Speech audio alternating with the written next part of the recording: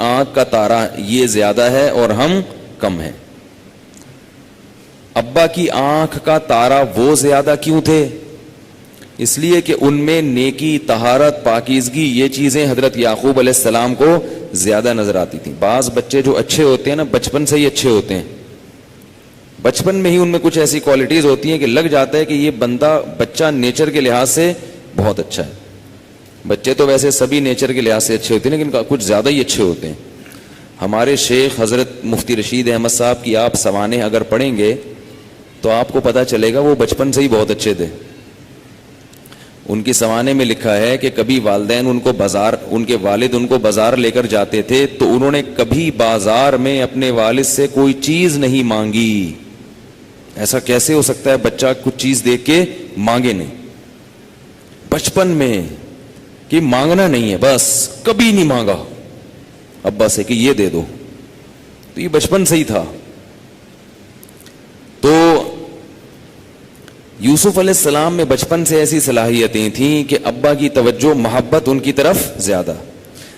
ویسے شریعت کا اصول ہے کہ اولاد میں برابری ضروری ہے. کسی بچے کو زیادہ لاڈ دینا، کسی کو کم دینا، اس سے بچے احساس کمتری کا شکار ہو جاتے ہیں. تو یہ نہیں کہ وہ زیادہ ان کو پروٹوکول دیتے تھے. محبت یہ غیر اختیاری چیز ہے، اس پہ کنٹرول نہیں ہے. محبت بعض دفعہ کسی سے زیادہ ہوتی ہے اور کسی سے کم. اب اس محبت میں بھی بعض دفعہ دینداری کی بنیاد پہ، صلاحیتوں کی وجہ سے محبت ماں باپ کو کسی بچے سے زیادہ ہوتی ہے. بعض دفعہ اس لیے زیادہ ہوتی ہے کہ ایک کماؤ پت ہوتا ہے اور دوسرا بے روزگار. ٹھیک ہے نا، یہ بھی ہوتا ہے. ایک کما کے کھلا رہا ہے اور دوسرا محنت کے باوجود اس کے مقدر میں رزق نہیں ہے. تو جو کماؤ پت ہے، پت یہ پتر کا مخفف ہے.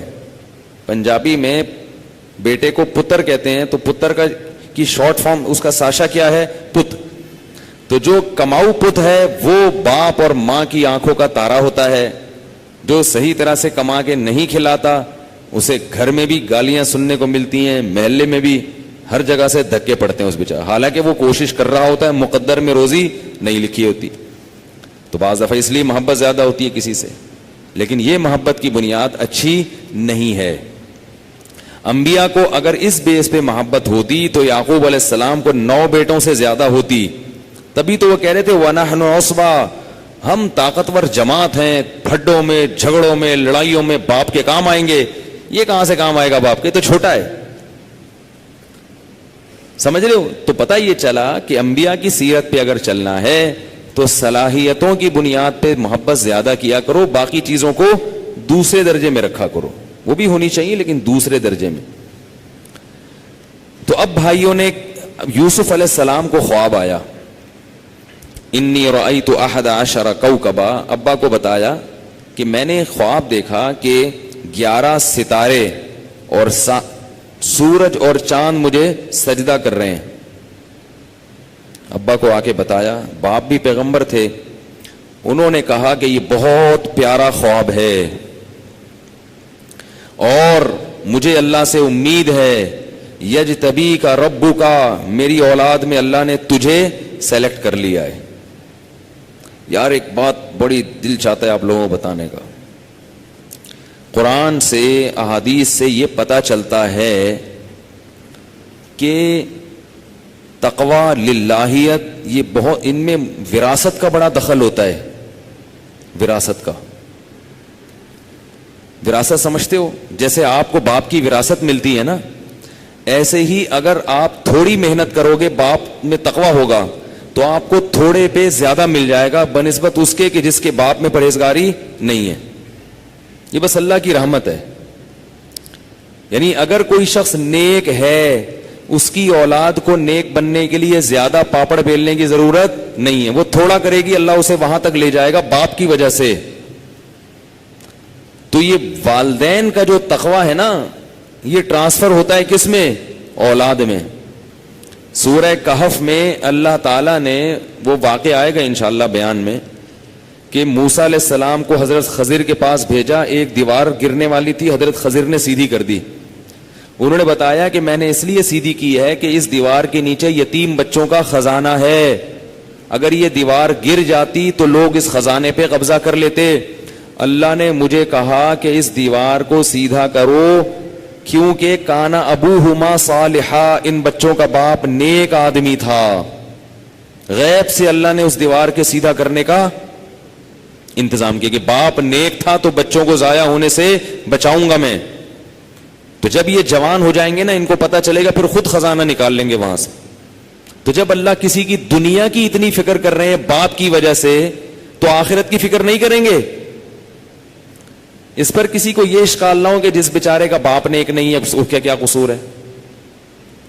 بھائی اللہ ظلم تھوڑی کر رہے ہیں، جو بھی آنا چاہے گا ہدایت کے دروازے کھلے ہوئے ہیں، لیکن جس کا باپ نیک ہے اس پر اللہ زیادہ انعام کر رہے ہیں، تو اللہ زیادہ تو دے سکتے ہیں نا کسی کو، کہ بھائی یہ تو تمہاری محنت کی وجہ سے اور یہ تمہارے ابا کی وجہ سے۔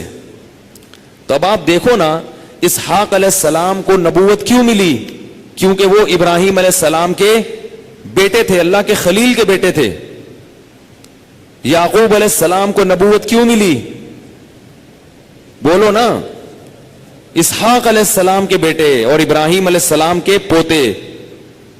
پھر اس یعقوب علیہ السلام کے بیٹوں میں یوسف علیہ السلام کو کیوں مل رہی ہے؟ کیونکہ یعقوب علیہ السلام اللہ کے نبی ہیں، عبادت گزار ہیں، اللہ سے دعائیں مانگتے ہیں، دوسرا کوئی کر نہیں رہا نا اپنی اولاد کے لیے یہ کچھ، تو اللہ کہتے ہیں جو کرے گا اس کی اولاد کو نواز دوں گا۔ نبوت اللہ کا خاص فضل ہے جس میں انسان کے ارادے کا اور اختیار کا دخل نہیں ہوتا۔ تو یعقوب علیہ یعنی ہوتا یہ ہے کہ نیک لوگ جو ہوتے ہیں نا، وہ چونکہ نیک جبھی ہوں گے جب اپنی اولاد کے لیے دعائیں بھی مانگتے ہوں، تو وہ اتنی دعائیں مانگ چکے ہوتے ہیں کہ اللہ ان کی اولاد کو غریبی میں بہت ساری چیزیں دے دیتے ہیں۔ اولاد اس قابل نہیں ہوتی، اللہ کہتے ہیں تیرے باپ کی دعاؤں کی وجہ سے تجھے غریبی میں مل گیا۔ اس لیے ابا کو تو نیک بنانا ممکن نہیں ہے۔ اب ایسا تو نہیں ہو سکتا نا کہ ابا چینج کر لیں آپ، ابا تو جو ہیں وہ ہیں، خود نیک بن جاؤ تاکہ آپ کی اولاد اس میں یہ برکتیں منتقل ہو جائیں۔ یہ تو ہو سکتا ہے نا، اور پھر قیامت کے دن وہ اولاد آپ کے لیے باعث فخر بنے۔ اور ابا کو بھی کوشش کرو دعائیں کروانے کی، ابا سے اپنے لیے خدمت کر کے دعائیں نکلوا لو ان سے۔ تو یعقوب علیہ السلام نے کیا کہا کہ وَكَذَلِكَ يَجْتَبِيكَ رَبُّكَ، ایسا لگتا ہے کہ تیرا رب، اسی طرح تیرا رب تجھے منتخب کرے گا۔ میری اولاد میں اللہ نے کس کی سلیکشن کی ہے؟ تیرے لیے۔ وَيُتِمُّ نِعْمَتَهُ عَلَيْكَ وَعَلَىٰ آلِ يَعْقُوبَ، اور اللہ اپنی نعمت جو اس نے ابراہیم اور یعقوب کی آل پر کی وہ تیرے ذریعے سے تمام کرے گا۔ جیسے وہ نعمت چلی آ رہی ہے نا، اب وہ تجھ پر ہوگی۔ وَيُعَلِّمُكَ مِن تَأْوِيلِ الْأَحَادِيثِ، اور اللہ ہر پیغمبر کو کوئی معجزہ دیتا ہے، اللہ تجھے یہ معجزہ دے گا کہ تجھے خوابوں کی تعبیر سکھا دے گا۔ دیکھو کیسے ان کا ذہن گیا نا کہ خواب کی تعبیر سے ہی انہوں نے اندازہ لگا لیا بھئی یہ سچا خواب ہے اور اس کی یہ تعبیر ہے، اور تمہیں خوابوں کی تعبیر کا فن اللہ سکھا دے گا۔ جب بھی یوسف علیہ السلام نے کوئی تعبیر بتائی وہ 100% سچی نکلی۔ ایک چھوٹی سی بات بتا کے میں آگے چلتا ہوں۔ دیکھو کبھی کسی کے بارے میں برا خواب آئے نا تو بتایا مت کرو، یہ بڑی بے وقوفی اور پرلے درجے کی حماقت ہے۔ کسی کو الٹا سیدھا دیکھو خواب میں بتا رہے ہیں میں نے یوں دیکھا ہے آپ کو، اس کی نحوست ہوتی ہے۔ ایک آدمی کسی کو فون کر کے کہ میں نے خواب میں دیکھا آپ نے اپنی بیوی کو طلاق دے دی ہے، ہاں ہاں وہ ہنس رہا ہے۔ تو میں نے کہا تم بیوقوف ہو، اس کو تم بتا رہے ہو کہ نہیں بھی دینی ہوگی تو اس کے لاشعور میں یہ بات بیٹھ جائے گی۔ تو ایسی چیزیں بتانے کی نہیں ہوتی اللہ کے بندو۔ کسی نے خواب میں دیکھا فلاں کی بیوی کو طلاق دے دی، اس کو فون کرے بھائی بولو میرے پیٹ میں مروڑ تھا پتہ نہیں کیا آ گیا خواب میں مجھے۔ اچھے خواب بتانے چاہیے، برے خواب۔ اور میاں بیوی میں لڑائی والا، یہ تو میاں بیوی میں لڑائی والا خواب ہو گیا۔ بعض دفعہ کچھ بھی نہیں ہوتا، انسان بتا کے اگلے کو ویسے ہی پریشان کر دیتا ہے، اگلا کہتا ہے یار کچھ وہ نہیں بھی ہوتا نا تو کیا کرتا ہے وہ دے دیتا ہے کہ خواب آیا ہے بھائی، جو آج کل لوگ خواب پہ قرآن و حدیث سے زیادہ یقین کرتے ہیں۔ تو وہ پیغمبر کا خواب تھا بھائی۔ تو علماء نے لکھا ہے کہ برا خواب نہیں بیان کرنا چاہیے، ٹھیک ہے نا۔ تو اچھا بات یہ چل رہی تھی، تو یعقوب علیہ السلام نے کیا کہا کہ اللہ تمہیں منتخب کرے گا۔ اور تمہیں خوابوں کی تعبیر کا فن سکھائے گا. ادھر اچھا یہ بھی کہہ دیا کہ یہ خواب اپنے بھائیوں کو مت بتانا کیونکہ وہ اور زیادہ حسد میں آ جائیں گے. اس سے ہمیں یہ بھی پتا چلا, جو اس میں اسباق ملیں گے نا اس واقعے میں, وہ بھی میں آہستہ آہستہ بتاتا رہوں گا. اس سے ہمیں یہ بھی پتا چلا کہ اپنی نعمت ہر ایک کے سامنے بیان کرنے کی نہیں ہوتی. ہر ایک کے سامنے نہ اپنی تعریف کرنی چاہیے, نہ اپنی کوئی نعمت بیان کرنا چاہیے. جو محبت والے لوگ ہیں وہ آپ کی تعریف سن کے خوش ہوں گے, جو حسد والے لوگ ہیں وہ نظر لگائیں گے آپ کو, ٹھیک ہے نا. وہ کیا کریں گے, اپنا کاروبار دکھا رہے ہیں ہر ایک کو جا کے چھت پہ. یہ دیکھو, ایک صاحب مجھے اپنی چھت پہ لے گئے, بڑا بزنس ماشاءاللہ ان کا, پرندوں کا لاکھوں کی آمدن ان کی, مجھے لے گئے, بڑا انہوں نے چلتا ہوا اپنا بزنس دکھایا. کہنے لگے آپ کو لے کے آ رہا ہوں ورنہ کسی کو لاتا نہیں ہوں, یہ چھپایا ہوا ہے میں نے کہا کیوں؟ کہہ رہے مجھے پتا ہے آپ کی نظر نہیں لگے گی, ٹھیک ہے نا. ان کو یقین تھا کہ بھئی یہ مولوی صاحب بیچارہ کیا نظر لگائے گا, ٹھیک ہے نا.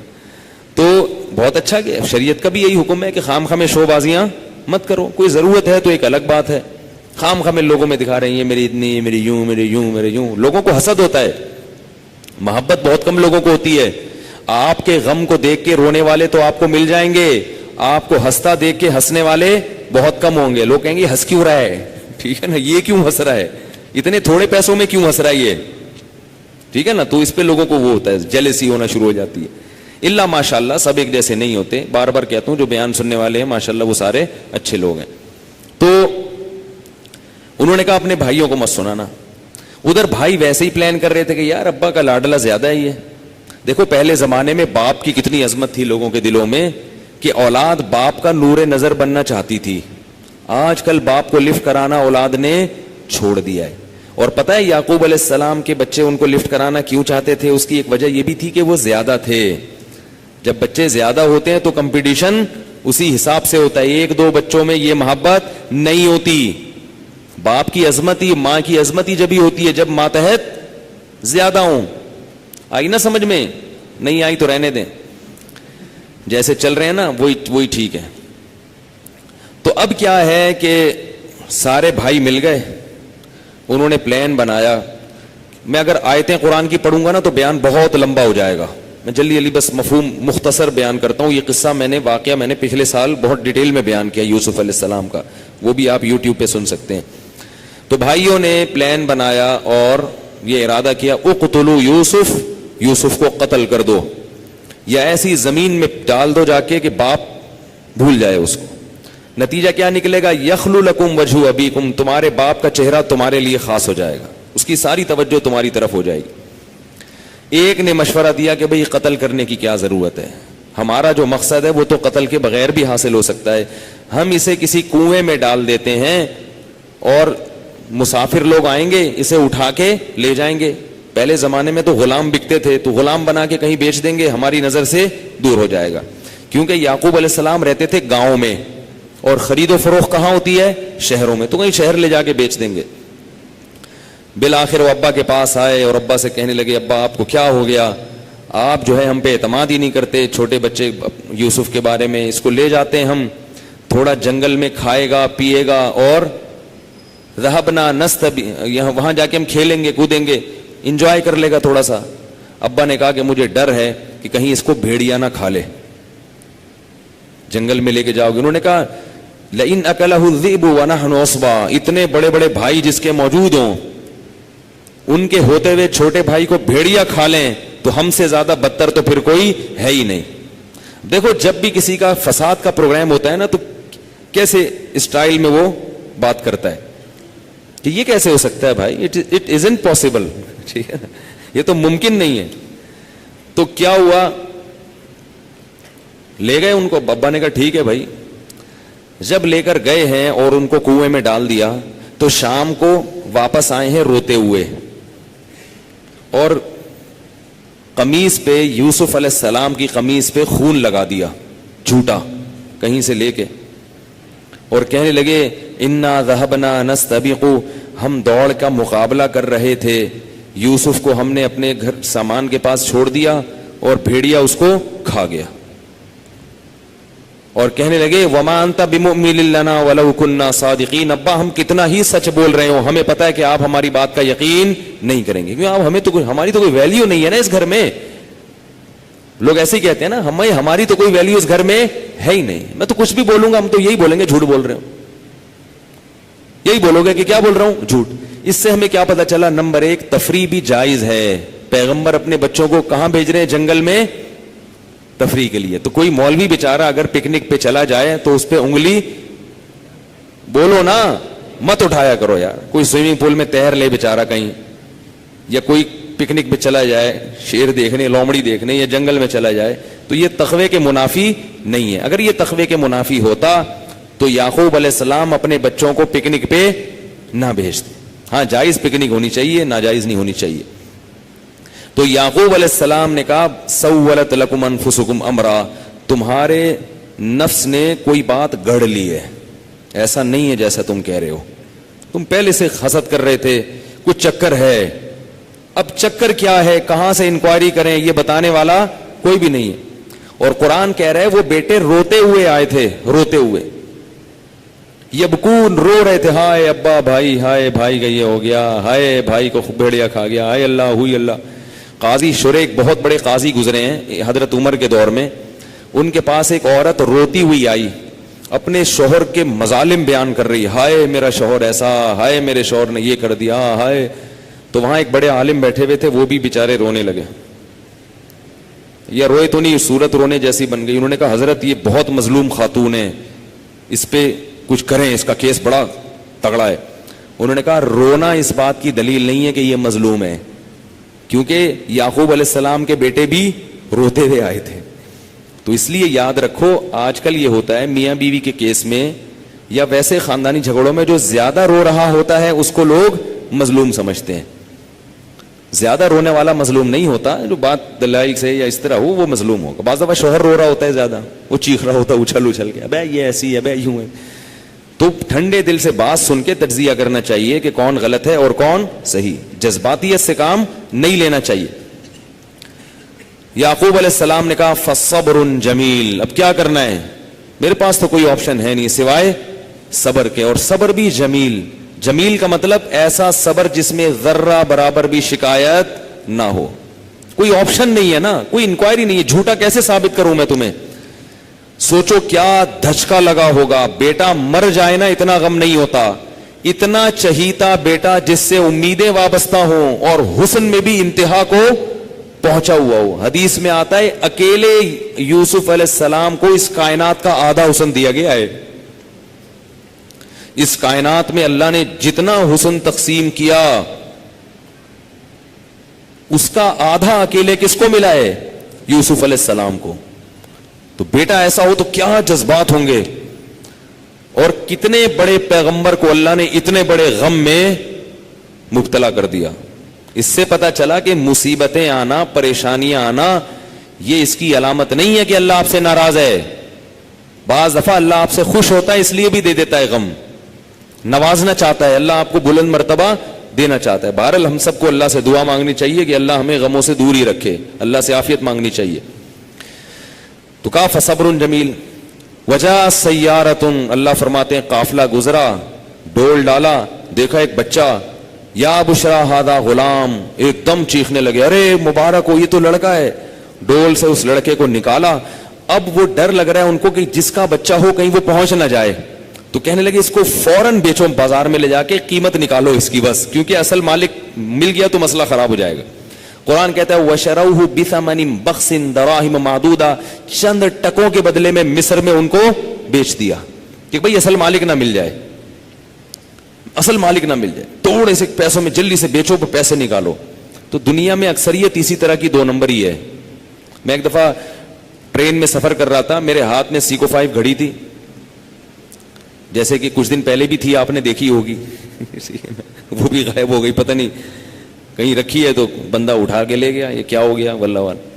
تو وہ ابھی پھر 1-2 دن میں لے رہا ہوں گھڑی, بے فکر رہیں. تو سیکو 5 گھڑی تھی, میں واش روم میں گیا ہوں ٹرین میں, میں نے وضو کر کے باہر نکلا, میرے فوراً بعد ایک بندہ چلا گیا اندر. تو مجھے یاد آیا میری گھڑی, اب وہ واش روم میں تھی, میں گیا تو وہ بندہ باہر نکل رہا ہے, مجھے خیال ہی نہیں رہا. اس نے مجھے یوں کر کے دیکھا اور فوراً پتلی گلی سے ایک دم بھاگا. جیسے ہی بھاگا ہے تو میں نے دیکھا میری گھڑی نہیں ہے, تو میں اس کے پیچھے بھاگا. کہ وہ ایسا غائب ہوا جیسے گدھے کے سر سے سینگ. حالانکہ ایجوکیٹڈ پڑھا لکھا بندہ لگ رہا تھا. میں نے کہا یہ اس قوم کا حال ہے. ایسا لگتا ہے ہر آدمی چور ہے الا ماشاءاللہ, سوائے ان لوگوں کے جو ہمارا بیان سنتے ہیں یا فیس بک پہ کسی بھی وقت سنیں گے, کیونکہ وہ پھر لگتے ہیں وہ سمجھتے ہیں کہ ہم پہ طنز ہو رہا ہے. تو یہ شروع سے ہی چلا آ رہا ہے. نیک لوگ, کردار کے صاف اور پاک لوگ ہمیشہ تھوڑے ہی ہوتے ہیں. تو وہ کیا ہے کہ وہ لے گئے بازار میں لے جا کے چند کوڑیوں کے بدلے میں بیچ دیا. اب بکتے بکتے وہ بچہ کہاں چلا گیا؟ مصر کا جو مصر شہر تھا اس وقت, مصر بڑا پرانا شہر ہے اور بڑا آباد شہر رہا ہے ہمیشہ سے. مصر شہر میں بادشاہ کے دربار میں پہنچ گیا, کیونکہ بچہ خوبصورت تھا تو سب اس کی طرف مائل ہوتے تھے. تو بادشاہ نے وہ بچہ لے لیا اس امید پر کہ اس کو ہم اپنا بیٹا بنا لیں گے. یہ اتنا خوبصورت بچہ ہے کہ اس کے اولاد نہیں تھی بادشاہ کے, کہ ہمیں اگر غلام نہیں بھی بنایا تو یہ تو بیٹا بنانے کے بھی کام آئے گا. تو اب انہوں نے اس کو بنا لیا اپنا بیٹا. اللہ فرماتے ہیں ہم نے اس طرح سے یوسف علیہ السلام کو بادشاہ کے محل میں پہنچا دیا اور اچھا ٹھکانہ عطا کر دیا. حتی اذا بلغ اشدہ, جب جوانی کی دہلیز پہ پہنچے ہیں. ظاہر ہے پھر تو یوسف علیہ السلام کا جو جمال تھا اور ان کا جو حسن تھا وہ بہت زیادہ, وہ ان کا معجزہ تھا. یوسف علیہ السلام کا جو حسن تھا نا وہ اللہ کی طرف سے ایک معجزہ تھا. بلغ اشدہ آتیناہ حکما وعلما, اللہ فرماتے ہم نے ان کو حکمت بھی دی اور علم بھی دیا. وَكَذَلِكَ نَجْزِي الْمُحْسِنِينَ, نیک لوگوں کو ہم اسی طرح بدلہ دیا کرتے ہیں. پتہ یہ چلا کہ بچپن سے ہی نیک تھے وہ. پھر کیا ہوا ہے کہ وہ بادشاہ کی جو بیوی تھی وہ ان پہ عاشق ہو گئی, وہ خوبصورت اتنے تھے. تو بادشاہ کی بیوی نے دروازے بند کر کے یوسف علیہ السلام کو اپنی طرف گناہ کی دعوت دی. اب آپ ایک بات دیکھو کہ بادشاہ کی بیویاں بدصورت نہیں ہوا کرتی. بادشاہ لوگ کبھی بدصورت عورت سے نکاح نہیں کرتے. کس قدر خوبصورت عورت ہوگی جو بادشاہ کی بیوی ہے, اور چاروں طرف سے دروازے بند کر دیے. اب گناہ کا سے بھاگنے کا یوسف علیہ السلام کے پاس کوئی راستہ نہیں ہے, اور اس نے خود اپنی طرف بلایا ان کو.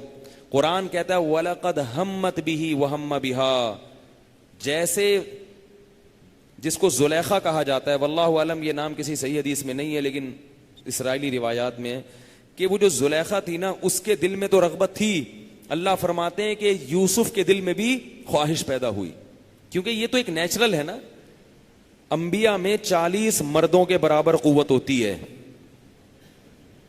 اور پھر ابتدائے جوانی ہے.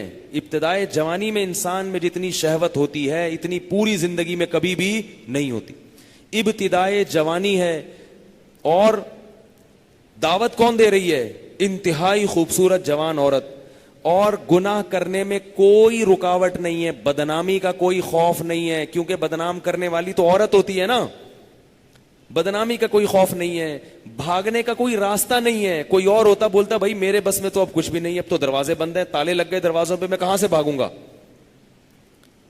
ایسے موقع پر, اور دل بھی چاہ رہا ہے یوسف علیہ السلام کا, رغبت بھی ہو رہی ہے کیونکہ جوان ہے, مرد ہے, جوان ہے.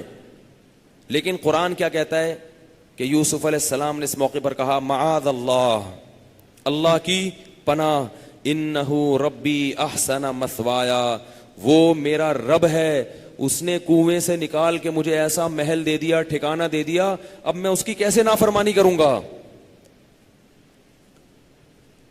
کوئی اور ہوتا تو یہ بھی کہہ سکتا کہ میں تو ملک سے دور ہوں, میرے اوپر تو یہ قدرت, میرے ساتھ تو اللہ نے انصاف نہیں کیا, مجھے تو کنویں میں پھینکوا دیا, اب میرا تو رائٹ ہے, میرا تو حق ہے, یہاں تو مجھے کوئی رشتہ بھی نہیں دے گا, میری شادی مسافروں کو کون رشتہ دیتا ہے. لیکن وہ کیا کہہ رہے ہیں, میرے رب کا احسان کیا ہے, کنویں سے اس نے مجھے نکالا اور مجھے محل میں ٹھکانہ دے دیا. بعض مفسرین نے لکھا ہے یہاں رب سے مراد ہے بادشاہ, رب پالنے والے کو بھی کہتے ہیں, کہ اس بادشاہ نے مجھے اس محل میں غلاموں کی طرح نہیں رکھا, اس بادشاہ نے مجھے اس محل میں عزت دے کے رکھا ہے, مجھے اچھا ٹھکانہ دیا ہے, تو میں اس بادشاہ کے ساتھ خیانت نہیں کر سکتا. جس کے گھر میں رہتا ہوں اسی کے ساتھ خیانت کروں, یہ مجھ سے نہیں ہو سکتا, اس نے مجھے اس لیے تھوڑی رکھا ہے. اور پھر یوسف علیہ السلام کے بس میں جو تھا وہ انہوں نے کیا. وہ تالے لگے ہوئے دروازوں کی طرف بھاگنے لگے. بھاگتے ہوئے کیا ہوا ہے کہ اللہ کی ایک رحمت ان کے ساتھ ہوئی کہ وہ جو اس عورت نے جو ان کا دامن پیچھے سے پکڑا ہے نا, تو پیچھے سے قمیض پھٹ گئی. اور اللہ کی قدرت کے وہ جو بادشاہ تھا نا, وہ عین اس وقت چابی سے کھول کے یا ویسے ہی دھکا دے کے اندر کمرے میں داخل ہو گیا, غیر متوقع. جیسے ہی داخل ہوا ہے تو وہ دیکھا کہ یہ دونوں بھاگ رہے ہیں. وہ پریشان کہ یہ کیا ہو رہا ہے. ایسے موقع پر نسبت کس کی طرف ہوتی ہے؟ برائی کی, مرد کی طرف. بدنام کون ہوتا ہے؟ مرد. کیونکہ سب کی توجہ اسی کی طرف جاتی ہے کہ بھئی یہی کر رہا ہوگا. اور بادشاہ کی بیوی نے فوراً بیان دے دیا. کتنی چالاک تھی. یہ بیان نہیں دیا کہ اس نے کیا ہے, نہ. کہنے لگی ما جزاء من اراد باہلک سوءا الا ان یسجن او عذاب علیم. بادشاہ سلامت, میرے سر کے تاج, میرے شوہر نامدار, مجھے یہ بتائیے کہ تیری بیوی کے ساتھ اگر کوئی غلط نیت سے ہاتھ ڈالے, دست درازی کرے, اس کی سزا بتاؤ کیا ہونی چاہیے. بس باقی بات ہی نہیں ہے. دیکھو یہ ٹاپک تو کھا گئی کہ میں نے کیا ہے, یا بڑا مشکل ہے یار, کیا کریں. آپ لوگ کو بات سمجھانا ایسے جیسے اونٹ کو تو لوگوں نے رکشے میں بٹھا دیا. اب یہ مثال ہماری ضائع ہو گئی. کیا ہوا تھا؟ یہ بحث جو ہے نا, یہ نہیں ہو رہی بحث کہ کس نے کیا ہے, بلکہ سوال یہاں سے شروع کیا کہ تیری بیوی کے ساتھ کوئی بندہ اگر غلط نیت سے تیری بیوی کی طرف ہاتھ بڑھائے, بادشاہ سلامت, اس کی سزا کیا ہونی چاہیے؟ دردناک عذاب ہو یا جیل ہو؟ ان دونوں میں سے ابھی فیصلہ کر کے بتاؤ مجھے. اس کو جیل بھجوانا ہے یا کوڑے لگوانے ہیں؟ اس کو کیا کہتے ہیں؟ سیاست. اس کو کیا کہتے ہیں؟ ہوشیاری, مکاری. یہ سب میں ہوتی ہے. لوگ اس ہوشیاری اور مکاریوں کو سمجھتے نہیں ہیں, فوراً کیا ہو جاتے ہیں؟ متاثر ہو جاتے ہیں. اور اکثر مظلوم آدمی یہ ہوشیاری نہیں جانتا. یوسف علیہ السلام بھی تو یہ کہہ سکتے تھے نا پہل کر کے. وہ تو بےچارے بھاگ رہے ہیں اور ہکا بکا ہو گئے, دروازہ کھلا وہ تو دیکھ رہے ہیں یار یہ کیا کہانی ہوگی. اور اس نے ہوشیاری کر کے فوراً کیا بیان داغ دیا. اس لیے ایک بات بتا دوں, میں یہ نہیں کہہ رہا کہ ساری خواتین جھوٹی تہمتیں لگاتی ہیں مردوں پر. بہت سی خواتین مکاری میں جھوٹی تہمتیں لگاتی ہیں, اور لوگ ان تہمتوں کو لے کے فیس بک پہ, یوٹیوب پہ ڈال کے اچھے بھلے آدمی کو ذلیل کر دیتے ہیں, بدنام کر دیتے ہیں, معاشرے میں اس کو سر منہ دکھانے کے قابل نہیں چھوڑتے. جب محمد صلی اللہ علیہ وسلم کے پاس صحابیات بیعت ہونے کے لیے آئی ہیں, تو ان سے جو بیعت لی گئی ہے اس میں ایک یہ بھی کہ کسی پاک دامن پہ تہمت نہیں لگاؤ گی. کسی مرد سے یہ بیعت نہیں لی گئی کہ تم کسی پاک دامن عورت پہ تہمت نہیں لگاؤ گے. یہ بیعت کس سے لی گئی ہے؟ عورت سے. اس لیے کہ عورتیں جب کسی سے دشمنی کرتی ہیں تو ان کے پاس سب سے بڑا حربہ کیا ہوتا ہے؟ اس مرد پر تہمت لگا دینا, کیونکہ اس بات کو لوگ فوراً مان لیتے ہیں. اور خاص طور پہ میاں بیوی کے جھگڑوں میں, جب میاں بیوی میں لڑائی حد سے زیادہ ہونا شروع ہو جائے نا, پھر دونوں اپنا دفاع کرتے ہیں. طلاق ہو جائے خدا نہ خواستہ, پھر دونوں کیا کرتے ہیں؟ اپنا دفاع. وہ یہ ثابت کرتا ہے کہ میں صحیح تھا, وہ یہ ثابت کرتی ہے کہ میں صحیح تھی, یہ بندہ غلط تھا. تو اس میں بعض دفعہ وہ کیا لگا دیتی ہے؟ تہمت. تو لوگ ایسے موقع پہ کہتے ہیں یار یہ تو گھر کی ہے, یہ تو زیادہ جانتی ہوگی. تو یہ بہت بہترین حربہ ہوتا ہے. میں یہ نہیں کہہ رہا کہ ساری تہمتیں جھوٹی ہوتی ہیں, بعض سچی بھی ہوتی ہیں, لیکن عورت کے صرف اس بیان کی وجہ سے, چاہے وہ کتنی نیک خاتون ہو, کتنی بزرگ خاتون ہو, جب تک اس تہمت پہ شہادت کا نصاب کامل نہیں ہوتا, اس تہمت کو سننا, اس کو نقل کرنا, اس پہ تبصرے کرنا, یہ کیا ہے؟ حرام ہے. لوگ کیا کرتے ہیں؟ چسکے لینے کے لیے وہ تہمتیں ابے فلاں کا پتہ ہے, فلاں پہ یہ الزام لگا ہے, فلاں جو اتنا بڑا بزرگ بنا پھرتا ہے اس کی مریدنی نے یہ الزام لگایا ہے کہ یہ تو یوں ہیں, یہ تو یوں ہیں. مزے لینے کے لیے کیا کرتے ہیں لوگ؟ اس کو نقل. وہ بیچارہ بیان جب تک اپنی صفائی میں بیان دیتا ہے, وہ بات کہاں سے کہاں پہنچ چکی ہوتی. پھر وہ جو تہمت لگاتا ہے وہ پہلے سے تہمت کے پورے صغرے کبرے ملاتا ہے, پوری تمہید بنا کے کہ یار اس کو کیسے بدنام کرنا ہے. اس کے لیے کچھ قرائن جمع کر لے گا اس کے لیے. اور جو بیچارہ تہمت کا دفاع کرتا ہے اس نے تو کوئی پلان کیا, وہ پینڈوؤں کی طرح بیٹھ کے بیان داغنا شروع کر دیتا ہے. او بھائی میں نے نہیں کیا, او بھائی میں نے نہیں کیا, او بھائی میں نے نہیں. تو یہ سب چیزیں سیاستیں ہمیشہ سے ہوتی چلی آ رہی ہیں. ہاں میں یہ نہیں کہہ رہا کہ جس عورت نے تہمت لگائے کسی پر تو اس کو آپ برا کہیں, آپ بولیں بھائی ہمیں اس کی حقیقت معلوم نہیں ہے, کیونکہ امکان اس کا بھی ہے کہ وہ صحیح تہمت لگا رہی ہو. لیکن عورت کو بھی شریعت کیا کہتی ہے کہ جب تک آپ کے پاس گواہ نہیں ہے آپ کسی پہ تہمت نہیں لگا سکتے. اور اگر گواہ کے بغیر عورت نے تہمت لگا دی تو شریعت کہتی ہے چوک پہ کھڑا کر کے اس عورت کو کتنے کوڑے مارو؟ 80 کوڑے. قرآن کے صاف الفاظ ہیں کہ جو کسی پر فحاشی کی تہمت لگائے اور گواہ نہ لے کر آئے 4 گواہ, اس کو چوک پہ کھڑا کر کے کتنے کوڑے مارو؟ 80. مرد اگر عورت پہ تہمت لگاتا ہے, گواہ نہیں لا سکا, اس کو کتنے کوڑے لگیں گے؟ اس کو بھی 80 لگیں گے.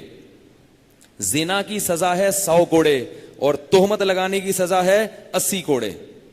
تو اس لیے شریعت میں جب تک دلائل نہ ہوں, پکے ڈھکے گواہ نہ ہوں, کسی پر تہمت لگانے کی اجازت نہیں. اور بعض عورتیں ایسا بھی کرتی ہیں, میرے سامنے کیس آیا 10 سال پہلے, میاں بیوی کا جھگڑا تھا. بیوی نے پتہ کیا کیا, ایک فتویٰ لیا ایک بڑے مدرسے سے, 10 سال پرانی بات بتا رہا ہوں, 10 یا 12 سال ہو گئے ہوں گے.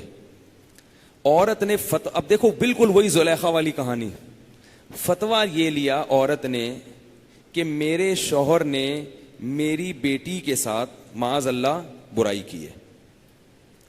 اب دیکھو ہوشیار کتنی تھی, اگر یوں تہمت لگاتی نا کہ لوگوں کو میرے شوہر نے اپنی سوتیلی بیٹی کے ساتھ برائی کی ہے تو لوگ مانتے نہیں مانتے.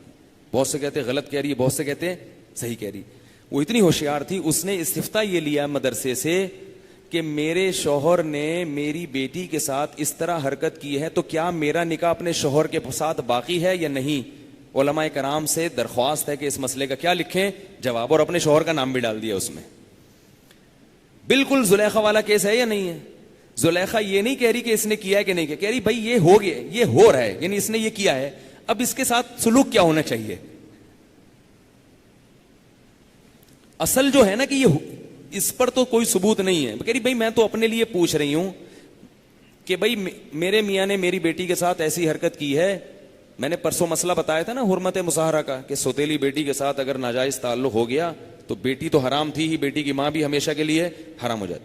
تو یہ استفتاء بنا کے پوچھا. اب جس مدرسے میں وہ استفتاء گیا انہوں نے جواب لکھا کہ بھئی اگر واقعتاً ایسی کہانی ہے تو یہ کیا ہو گئی, آپ اس پہ ہمیشہ کے لیے حرام ہو گئی. تھوڑے دنوں میں کیا ہوا ہے کہ میاں بیوی میں طلاق بھی ہو گئی. اب اس سے کیا ہوا کہ یہ 12 سال پرانا واقعہ بتا رہا ہوں میں, 12-13 سال ہو گئے اس واقعے کو. اب اس واقعے کے بعد کیا ہوا کہ اس مدرسے میں چرچا ہونا شروع ہو گیا کہ یار وہ بندہ بنا پھرتا ہے اتنا بڑا فنٹر, اور گھر میں کیا ہو رہا ہے, کیونکہ اس آدمی کی اتنی بڑی داڑھی تھی, عام لوگوں کی جتنی داڑھی ہوتی ہے نا اس سے زیادہ, ناف کے قریب قریب داڑھی پہنچ رہی تھی اس کی. اب یہ مسئلہ ہو گیا اس کا مشہور, آہستہ آہستہ مدرسے سے بات نکلی اور بندہ کیا ہو گیا, بدنام. کیا بھائی یہ ہے, اس کی بیوی تو یہ پوچھ رہی ہے ہم سے. میں چونکہ اس کو ذاتی طور پہ جانتا تھا اس بندے کو, اور میں ان کے فیملی میٹر میں پڑا ہوا تھا, یعنی ان کے خاندانی معاملات جو جھگڑے ہو رہے تھے نا میرے سامنے آ رہے تھے. تو 6-7 مہینے اس واقعے کو گزر گئے. کسی نے مجھ سے بتایا کہ ابے یار یہ جو لوگوں کے پیٹ تو آج کل ہلکے ہیں نا بھائی, اگر ہوا بھی ہے تو بتانے کی کیا ضرورت ہے, بس ختم ہو گئی, وہ میاں بیوی الگ ہو گئے, دنیا میں کیوں اچھال رہے اس کو. جیسے گناہ کرنا گناہ ہے, گناہ کی خبروں کو اچھالنا بھی اس سے بڑا گناہ ہے. ہمارے علماء کہتے ہیں کہ ایک آدمی وہ ہے جس نے سڑک کے بیچ میں گندگی پھینک دی, وہ بھی گناہ ہے, اور ایک وہ جو اسے ڈنڈی سے پوری سڑک پہ گھما رہا ہے, وہ اس سے زیادہ برا ہے. ایک آدمی نے گناہ کر لیا وہ بھی برا, اور اس گناہ کو آپ فیس بک پہ یوٹیوب کی زینت بنا رہے ہو تو یہ اس سے بڑا گناہ ہے. تو 6-7 مہینے بعد مجھے کسی نے بولا یار یہ تم بندہ جو ہے نا, یہ تم جس کے تم ایسے تعریفیں کرتے ہو تو یہ ہے. میں نے کہا آپ کو کیسے پتا؟ پھر اس نے پوری کہانی. پھر میں نے کہا اللہ کے بندے اچھا ہوا آپ نے مجھ سے پوچھ لیا. میں چونکہ ان کے پورے خاندانی معاملات کو پہلے سے جانتا تھا. وہ اس کی بیوی بڑی شرارتی تھی, اور وہ اپنے شوہر سے, اس کو پتا تھا میرا میاں مجھے طلاق دینے والا ہے. اس خاتون کو پہلے ہی 2-3 شوہروں سے طلاقیں ہو چکی تھی. 3 شوہر تھے, وہ میرا خیال ہے بدل چکی تھی.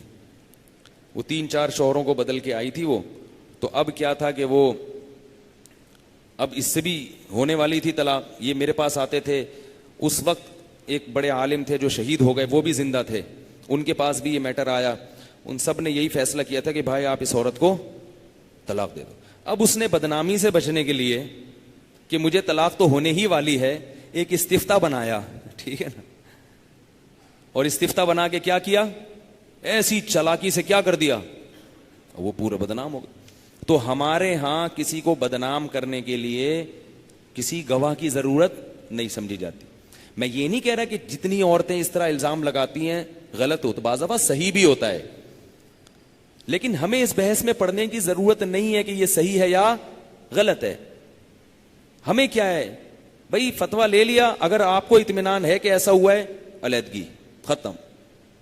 اب اس پہ مزید تبصرے کرنا اور یہ کرنا, یہ گناہ کو گناہ کرنا ایک الگ چیز ہے, اس کو پھیلانا اس سے زیادہ برا ہے. اور اتنی جلدی کسی پر یقین نہ کر لیا کریں. تو زلیخا نے کیا کہا کہ بھائی جس ما جزاء من اراد باہلک سوءا, کہ تمہارے بیوی کے سے, تمہاری بیوی سے کوئی غلط ارادہ کرے تو اس کی سزا کیا ہونی چاہیے سوائے جیل یا دردناک عذاب کے. اب بیچارے یوسف علیہ السلام بولے ہی راودتنی عن نفسی, نا اس نے پہل کی ہے, اس نے مجھے گناہ پہ ورغلایا ہے. تو ظاہر ہے لوگ یقین کریں گے ان کی بات پر, کہیں گے ہاں یہ تو مرد تو پھر ایسے ہی بولے گا. لیکن اللہ کی قدرت کہ بادشاہ کے محل میں انہی کے خاندان کے ایک بچے نے کہا کہ بھائی قمیض اگر آگے سے پھٹی ہوئی ہے تو یہ مجرم ہے یوسف علیہ السلام, اور اگر قمیض پیچھے سے پھٹی ہوئی ہے اس کا مطلب ہے کہ یہ آگے بھاگ رہے تھے اور وہ پیچھے تھی. بچے بھی کیا ہوتے ہیں, بعض بڑے ہوشیار ہوتے ہیں. تو جب دیکھا نا تو بادشاہ نے کہا بیٹا گڑبڑ کہاں ہے, ہماری بیگم میں گڑبڑ ہے. لیکن مسئلہ یہ ہوا کہ بادشاہ اگر اپنی بیگم کو مورد الزام ٹھہرائے گا تو بدنامی کس کی ہوگی, بادشاہ کی. تم ہی ٹھیک نہیں ہو. اگر کسی کی بیوی کا کسی بندے سے چکر چل رہا ہو تو بیوی تو بدنام ہوتی ہے, بندہ بھی ہوتا ہے کہ نہیں ہوتا. لوگ بولتے ہیں تو ہی ٹھیک نہیں ہے, ٹھیک ہے نا, تیرا ہی کنٹرول نہیں ہے گھر پہ. تو بادشاہ نے بولا یار یہ تو میں مصر کا بادشاہ ہوں, کوئی معمولی چیز تو ہوں نہیں, میں تو بڑے چوڑے میں آ جاؤں گا. تو اب کیا کہہ رہے, ایسے موقع پہ بڑے سے بڑی چیزیں ہوتی ہیں نا تو لوگ ٹھنڈے پیٹوں ہضم کر جاتے ہیں, حالانکہ یہ ہضم کرنے کی چیزیں نہیں ہوتی. لیکن بادشاہ نے کہا میری بدنامی ہوگی. تو کیا کہہ رہے, یوسف اعرض عن ھذا, یوسف چل مٹی پا, ٹھیک ہے نا, اور جان دے اور رہن دے یار, وہ ہو گیا ٹھیک ہے, وہ پتا ہے تو بڑا نیک آدمی ہے. اعرض عن ھذا, مٹی پا دے اس پہ. اور بیوی سے کہنے لگا واستغفری لذنبک, سوری کر لے. کیا کر لے, سوری کر لے یار, وہ جان دے یار. اب انہوں نے کیا کیا, بادشاہ نے بھی شت کر کے سب کو خاموش کرا دیا کہ بھائی یہ خبر باہر نہ نکلنے پائے, پتہ نہ چلے کسی کو. اور بیوی سے بھی کہہ دیا بھائی تو سوری کر لے, ایسا نہ ہو یوسف علیہ السلام جو ہے تجھے وہ ایسے بدنام کر دیں. اور مٹی پاؤ, لیکن مٹی ایسی چیزوں پہ پا بھی دو نا تو وہ کیا کہتے ہیں اس کو, پپتی نہیں ہے, ٹھیک ہے نا. اب ہوا یہ کہ تھوڑی تھوڑی, کیونکہ لوگوں کو نا نیگیٹو خبروں کے نشر کرنے میں اتنا مزہ آتا ہے جتنا حلوہ کھانے میں نہیں آتا. کسی کے گھر میں کوئی بھاگ جائے, کسی کا کسی سے چکر چل رہا ہو, کتنا ہی علماء کے بیان سنے ہو کہ یار نہیں تبصرہ کرنا چاہیے, لیکن پھر بھی تھوڑا تھوڑا کر کے گھما گھما کے لوگ کیا کرتے ہیں, لے آتے ہیں. یار تمہیں پتہ ہے کیا ہے, میں ویسے ہی بتا رہا ہوں, پتہ ہے کیا ہوا, نہیں چھوڑو یار اچھا نہیں ہے, رمضان ہے روزہ بھی ہے. وہ کہتا ہے نہیں یار بتاؤ یار, پھر چھیڑا کیوں تھا, نہیں یار اب اچھا نہیں ہے یار, بیان سنا تھا, منع ہے یار اسلام میں یار کسی کے گھروں کے حالات پہ تبصرہ کرنا. ابے بھائی بولنا, چلو تھوڑا سا بتا دیتا ہوں. بالکل ایسے ہی کیس ہوا. ہوتے ہوتے نا دو چار لوگ جو وہاں کھڑے سن رہے تھے کہ بادشاہ کی بیوی عاشق ہوئی ہے کس پہ, گھر کے غلام پر, جس کو غلام بنا کے لائے تھے. اور یہ خبر شہر میں جنگل میں آگ کی طرح پھیل گئی, اور خاص طور پہ عورتوں میں زیادہ پھیلی ہے. قرآن کے الفاظ سے پتہ چلتا ہے کہ مردوں میں نہیں اتنا, مردوں نے اس کو اتنی اہمیت نہیں دی. اہمیت کس نے دی, خواتین نے کیا تبصرے کیے. وقال نسوة في المدينة امرأة العزيز تراود فتاها عن نفسه قد شغفها حبا إنا لنراها في ضلال مبين. شہر کی عورتیں کہہ رہی ہیں کہ پتہ ہے کیا ہوا بہن, بہن پتہ ہے کیا ہوا, امرأۃ العزیز, عزیز مصر بادشاہ ہے, اس کی بیوی ملکہ ہو کے عاشق کس پہ ہو رہی ہے, گھر کے غلام پر جس کو کنویں سے خریدا تھا. یہ اس کا معیار ہے کسی پہ عاشق ہونے کا. یعنی اس کی برائی میں کہنا شروع کر دیا. ارے بھائی عاشق ہوتی کسی رائل فیملی کے کسی دوسرے شہزادے پہ عاشق ہو جاتی, ہم کہتے یار چلو کوئی جوڑ کی بات. عاشق ہوتی کوئی اور دولت مند پہ, بزنس مین پہ عاشق ہو جاتی. وہ جو خریدا تھا بازار سے, بچہ خرید کے لائے تھے گھر میں کام کاج کے لیے, نوکر بنا کے, اس پہ لٹو ہو رہی ہے, اس پہ عاشق ہو رہی ہے. اور تھوڑی بہت نہیں ہو رہی, قد شغفہا حبا, اس کے دل کے پردے کو پھاڑ کر یہ بچے, اس نوجوان کی محبت اس کے دل میں گھس گئی ہے. انا لنراہا فی ضلال مبین, ہم دیکھ رہے ہیں کہ یہ بڑی کھلی گمراہی میں پڑی ہوئی ہے. چی چی چی, تھو تھو تھو, ہو ایسے جو ہے نا اس پہ لعنتیں بھیجنا شروع کر دی. یہ اس کا معیار ہے. جیسے بعض دفعہ بیٹی باپ سے کہتی ہے نا کہ ابو میں نے وہاں شادی کرنی ہے, ابا کہتا ہے میں نے نہیں کرنی. بیٹی کہتی ہے آپ کو میری پسند کا خیال نہیں ہے, ابا کہتا ہے پسند تو کسی ڈھنگ کے آدمی کو کرو نا. بیٹا ہمیں آپ کی پسند کا خیال ہے, مگر کوئی یہ تھوڑی کہ کوئی بھی بھنگی چمار پہ دل آ جائے تمہارا, کسی بھی چپڑاسی پہ دل آ جائے, کسی بھی نوکر پہ دل آ جائے, کوئی اسٹیٹس تو ہونا چاہیے بیٹا. تو اب وہ جواب میں کیا کہہ رہی ہیں شہر کی عورتیں, گھر کے کس پر عاشق ہو رہی ہے؟ نوکر. ٹھیک ہے بیٹا بنا لیا, اس کو منہ بولا یا کچھ بھی بنا لیا, پتہ نہیں بنایا نہیں بنایا, قرآن نے اس کا تذکرہ نہیں کیا, لیکن لائے تو کیا تھے؟ غلام کے طور پہ خرید کے لائے تھے نا. اب جو ہے نا بادشاہ کی بیوی کو پتا چلا بھائی یہ تو چرچے مارکیٹ میں پھیل گئے, یہ خبریں تو فیس بک پہ یوٹیوب پہ آ گئی. اب کیا ہوا ہے کہ اس نے کہا کہ بھائی یہ الزام میں نے اپنے آپ سے دور کرنا ہے, میں نے ان کو یوسف دکھانا ہے تاکہ پتا چلے کہ یہ غلام ہو کے بھی اس قابل ہے کہ اس سے عشق ہو جائے. تو اب کیا ہوا ہے کہ فلما سمعت بمکرہن, جب اس نے سنا کہ میرے خلاف ایسا مکر ہو رہا ہے شہر میں, ارسلت الیہن, سب کو بلایا, دعوت پہ انوائٹ کیا. پہلے بتایا نہیں کہ کیوں انوائٹ کر رہی ہوں, ہوشیار تو تھی وہ, تو آپ نے اس کی باتوں سے آپ کو اندازہ ہو گیا. اس نے کہا ویسے ہی ایکچولی تھوڑے سے کچھ ہو جائے. تو جتنی شہر میں بڑی بڑی خاندانی قسم کی اونچی لیول کی عورتیں تھیں ان سب کو کیا کر لیا, بلا لیا. اور کیا کیا, دعوت لگائی ہے وہاں پہ, پھل فروٹ رکھے اور ان کے ہاتھ میں چھری پکڑا دی. اور دیکھو کیسی ہوشیار تھی کہ جیسے ہی یہ چھری سے سیب یا پھل کاٹنے لگے, اس وقت یوسف سے کہا, اپنے نوکر کو کہا کہ یوسف کو یہاں سے گزار دینا. قرآن کے الفاظ ہیں. میں کہتا ہوں اللہ کی کیسی قدرت ہے بھائی, کیسی قدرت ہے. اللہ جو چاہے کر لیتا ہے, جو چاہے کر لیتا ہے. وقالت اخرج علیہم, جب وہ چھری سے پھل کاٹنے لگی ہیں تو یوسف کو کہا کہ یہاں سے گزر کے جاؤ. ان کو نہیں پتا تھا کہ یہ کون ہے یوسف, عورتوں کو. جب وہ گزر کے گئے ہیں, ان عورتوں کی جب پہلی بار یوسف علیہ السلام پہ نظر پڑی تو قطعنا ایدیہن, اللہ فرماتے ہیں بے ہوشی میں اپنے ہاتھ زخمی کر دیے, انہوں نے کاٹ ڈالے ہاتھ. وقلنا حاش للہ ما ھذا بشرا, کہنے لگی اللہ کی قسم یہ انسان نہیں ہے, ان ھذا الا ملک کریم, بہت خوبصورت معزز فرشتہ ہے جو آسمان سے زمین پہ اتر کے آ گیا ہے, انسان نہیں ہے یہ. اور زخمی کر دیے, بے ہوش ہو کے نا اپنے ہاتھوں کو کاٹ ڈالا. ابھی تک زلیخا ہوشیار نے بتایا نہیں تھا کہ یہ کون ہے. اب وہ گزر گئے نا, وہ زخمی کر دیا اپنے ہاتھ کو اور چیخ رہی ہیں کہ یہ فرشتہ ہے جو آسمان سے اتر کے آیا ہے. کہنے لگی فذالک الذی لمتننی فی, یہ ہے وہ جس کے بارے میں تم میرے خلاف تبصرے کر رہی تھی کہ غلام پہ عاشق ہو گیا. بادشاہ کی بیوی ہو کے کیا ہو گئی, غلام پہ عاشق ہو گئی. اور اب اپنے گناہ پہ ڈٹ گئی. پہلے تو شرمندگی تھی نا, چھپا رہی تھی لوگوں کو اپنے عشق, اب کیا ہوا, اپنے گناہ پہ ڈٹ گئی. یعنی اب تو تم نے دیکھ لیا نا کہ میں اس سے عشق میں کیا ہوں, معذور ہوں, تم نے بھی دیکھ لیا نا. اب آگے کہنے لگی وَلَئِن لَّمْ يَفْعَلْ مَا آمُرُهُ, اگر اس نے میری حرام خواہش کو, حرام کو تو میں اپنی طرف سے لفظ بڑھا رہا ہوں, میری اس خواہش کو پورا نہیں کیا اور میرے ساتھ تعلق نہیں رکھا, وَلَئِن لَّمْ يَفْعَلْ مَا آمُرُهُ لَيُسْجَنَنَّ, اس کو میں لازمی جیل بھجوا کے چھوڑوں گی, ہمیشہ کے لیے جیل کی کوٹری میں پڑا رہے گا, پوری زندگی وہاں گزر جائے گی اس کی, سسک سسک کے, تڑپ تڑپ کے.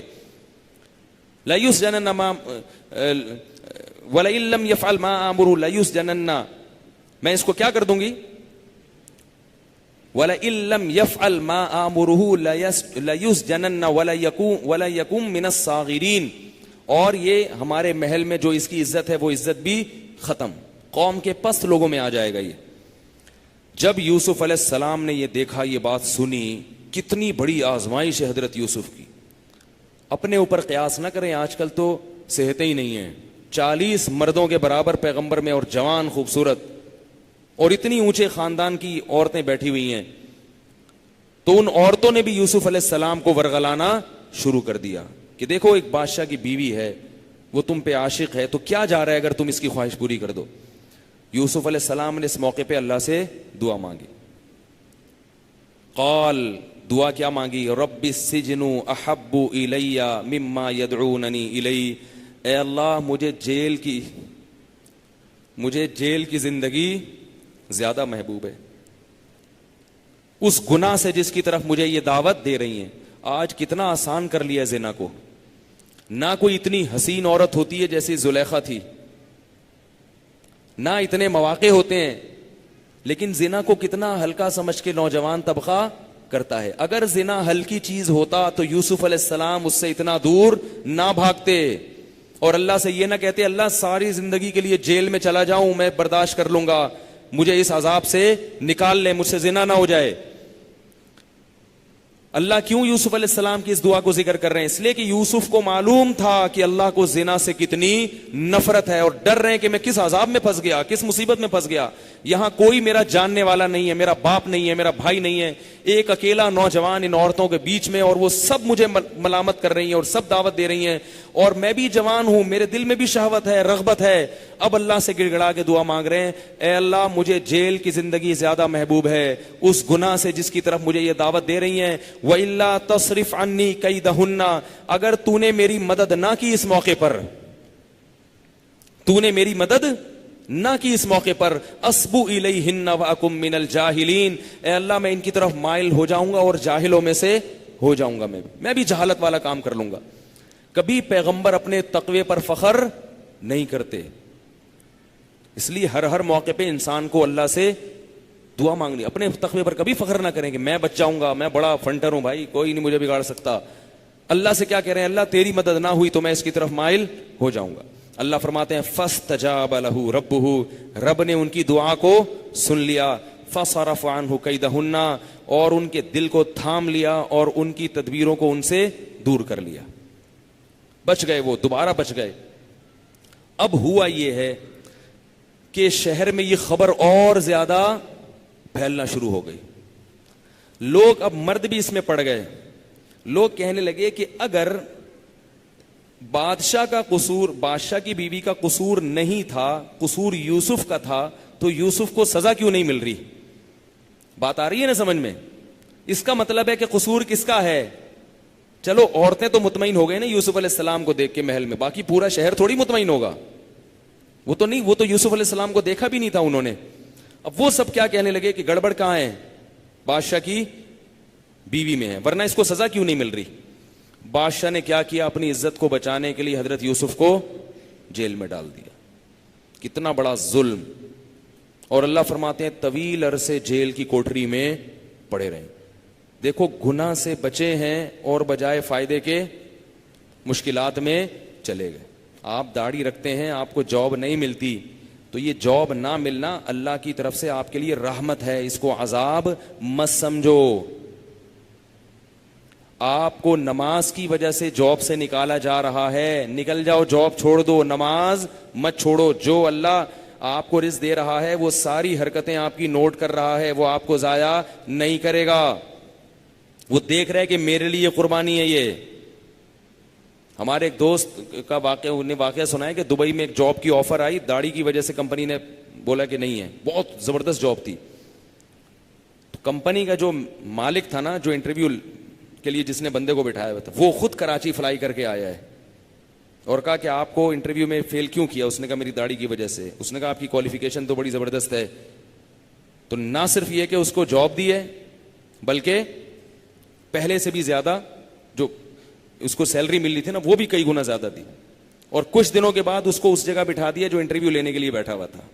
اب وہ لڑکا وہاں بیٹھا ہوا انٹرویو لوگوں کو جاب دینے کے لیے. لیکن بعض دفعہ اللہ کی طرف سے آزمائش بھی ہوتی ہے. تو یہ جو شریعت میں فرائض اور واجبات ہیں, روزہ چھوڑنا کسی قیمت پہ جائز نہیں ہے. مجھے کسی نے بتایا کرکٹ ٹیم کے کھلاڑی روزہ چھوڑتے ہیں قوم کے وسیع تر مفاد کی خاطر, تاکہ روزہ چھوڑ کے جب جیتیں گے تو ملک کی عزت ہوگی. ایسی عزت ہمیں نہیں چاہیے.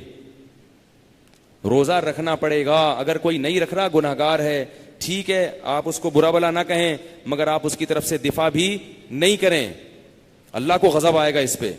نماز پڑھنی پڑے گی, جو فرائض واجبات ہیں پورے کرنے پڑیں گے. اگر کسی کو جاب روزے کی وجہ سے جاب سے نکال دیتے ہیں تو یاد رکھو اس کے لیے روزہ رکھنا واجب ہے, ایسی جاب کرنا اس کے لیے جائز نہیں ہے. رمضان میں روزہ رکھنا پڑے گا ہر صورت میں, سوائے مریض اور مسافر. تو چھوٹی چھوٹی باتوں پہ مزدور چھوڑ دیتا ہے روزہ کہ دہاڑی کہاں سے لگے گی, کما نہیں سکتا. جب بھوک سے مرنے لگے پھر آپ چھوڑ دیں. جب تک یہ کنڈیشن نہیں ہے آپ کو روزہ چھوڑنے کی اجازت نہیں. خیر, تو یوسف علیہ السلام نے کیا کہا, مجھے جیل محبوب ہے. اللہ فرماتے ہیں وَدَخَلَ مَعَهُ السِّجْنَ فَتَيَانِ, جیل کی کوٹری میں 2 قیدی اور تھے, ان کو خواب آیا. جیل کی کوٹری میں 2 قیدیوں کو خواب آیا.